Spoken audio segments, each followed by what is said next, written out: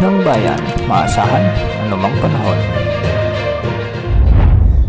Magandang araw po sa ating lahat. Narito ang update sa lagay ng panahon ngayong araw ng Biyernes, August 16, 2024. Sa kasalukuyan ay may umiiral pa ring mahinang habagat at nakakapekto na lamang ito sa bahagi ng extreme northern Luzon, particular sa bahagi ng Batanes at Babuyan Islands.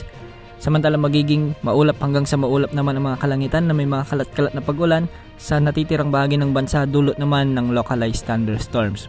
Ngayong araw nga asahan ang maulap na kalangitan na may mga kalat-kalat na pag-ulan dahil sa mga kalat-kalat na localized thunderstorms sa bahagi ng Ilocos Region, Cordillera Administrative Region, southern portion ng Cagayan Valley, ilang bahagi ng Central Luzon, particular sa may Tarlac, Nueva Ecija at Zambales.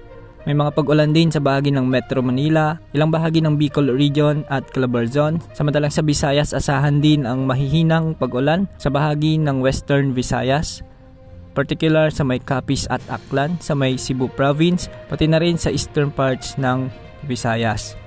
May mga inaasahang pag-ulan din sa bahagi ng Northern Mindanao, Zamboanga Peninsula, Sorsogon at ilang bahagi ng Caraga Region. Sa ngayon wala naman tayong namomonitor na anumang sama ng panahon gaya ng bagyo o low pressure area na posibleng makaapekto sa ating kalupaan sa susunod na 3 hanggang 5 araw.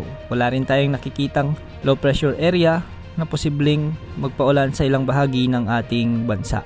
Wala ring nakatas na gale warning sa mga karagatang sakop ng ating bansa, kaya malaya ang ating mga kababayang mangingisda na pumalaot sa anumang bahagi ng ating karagatan. Yan ang update sa lagay ng panahon.